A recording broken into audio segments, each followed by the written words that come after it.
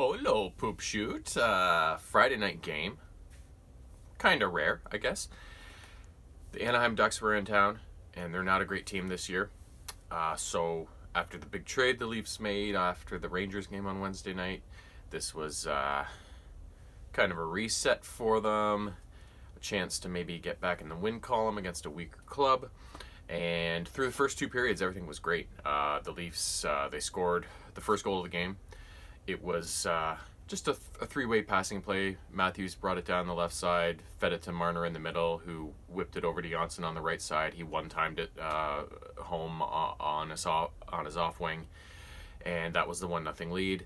Not much later, the Ducks would tie it up on a very similar goal, actually, to the one the Leafs scored.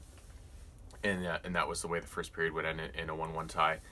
Second period, the Leafs kind of took over. That was their best period of the game by far. It was just turning into a dominance show. They were all over the Ducks. They managed to score two more goals.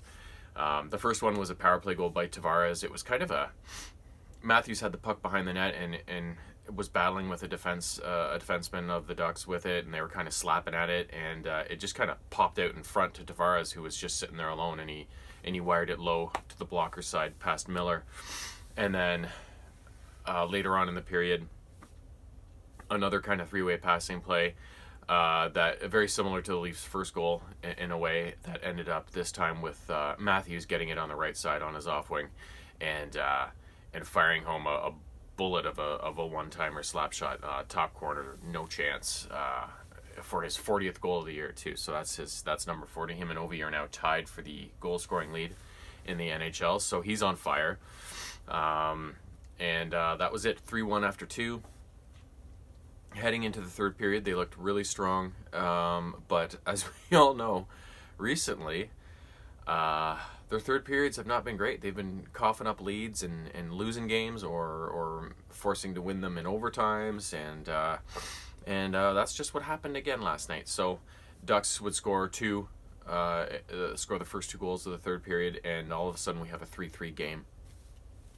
And the veteran Spezza turned things around with about 3.5 minutes left. He kind of was plugging down the right side and faked a slap shot, and then kind of cut around the defenseman a bit, and from a really bad angle managed to fire a wrist shot home past Miller, who was kind of bit on the fake and was scrambling to get into position and allowed that shot to get through. So that was 4-3 with about 3.5 minutes left. This was their chance. They reclaimed the lead. They could lock down the game, and with not much time left, with the goalie out, the Ducks scored. 4-4. And so here we go again, right? At least this one got to overtime, so the Leafs were guaranteed a point. But the overtime went well. The Ducks ended up taking a penalty on Marner, and then so the Leafs set up on a 4-on-3 power play. And like they've been doing lately, Marner ended up with the puck high in the slot, almost to the point, and he fed a nice little pass through a defenseman's skates right to Tavares at the right on Miller's right side, and he just had to put a little tip on it and put it past Miller, and that was the winner. So takeaways from this game: their first two periods were great, which is nothing new. They seem to play their best hockey of the game in the second period, and their first periods are usually strong enough. But the third periods have become a major issue. It hasn't been like that all season. This is just something that's developed more recently, and I heard Sheldon Keefe talking about it after the game, almost like they're sitting back waiting for bad things to happen instead of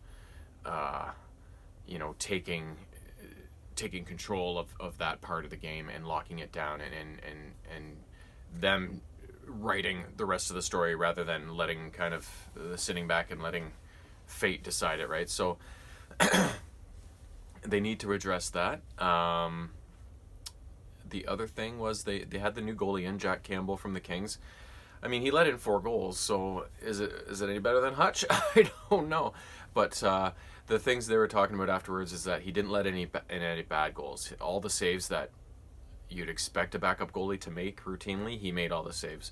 That he couldn't be faulted for any of the goals that did go in, their tips or whatever, or close-in shots or whatever. So so there's that. So I think we need more of a sample from him before you can make a decision either way on how good of a backup he's going to be. So, but they got the win. He looked pretty solid. He made a few really good saves, and he was solid on the rest. And like I said, the ones that did go in were, they weren't bad goals. They were ones that was like, yeah, well, what are you gonna do, right? Like so. So there's that. So I can't wait to see if he plays in Montreal tonight, if they play on back to back, and how he fares in that one. That'll be a better test, and in a situation, a back to back situation, will test his skills, right? So other than that, Clifford was in the lineup as well. He made a few good plays on the puck, and he also got involved physically, of course, which is his thing. He took a bad penalty for holding the stick, but it was just a little battle he had going on with the guy. So, but they call that stupid shit now. So what are you gonna do? So yeah, hopefully he'll settle into the lineup and start whacking people soon, and give the Leafs a little bit of danger up front, and a little bit of things to keep teams honest, right? So, and then the only other thing, that Nylander was out because he's sick. And I'm not sure who they put in his place. Maybe it was just Clifford. Maybe that was, because I don't know if Moore played the last games. But yeah, I don't know. I kind of fell asleep in the third period. I was like in and out. I was so tired. I was like, I didn't even know what was going on in my life last night. But yeah, hopefully that doesn't happen tonight during the Montreal game, because that's going to be a much more fun game to be mad at. So that's it. The Leafs get back in the win column, and that pushed them from outside the playoff bubble back into third in the Atlantic. But every loss now will put them back down probably. So it's one of these situations where you got to win 90% of your remaining games, or you're not going to get in. So they've got to use this Anaheim win as a stepping stone, keep it going, and sort things out. And hopefully Riley will be back soon. I haven't heard anything on his health recently, so. But it seems like forever since he got hurt. I'm sure it's not as long as I think it is, but it seems like forever. So getting him back would be huge. So, but we'll see what happens, and we'll see what happens tonight. I can't wait. In Montreal. Oh boy, of any games for the Leafs to go off and like get a route going on, this would be the night that would make me most happy. So, so it probably won't happen just because of. I rarely get what I want in that kind of category, but we will see. So until tomorrow morning, sayonara.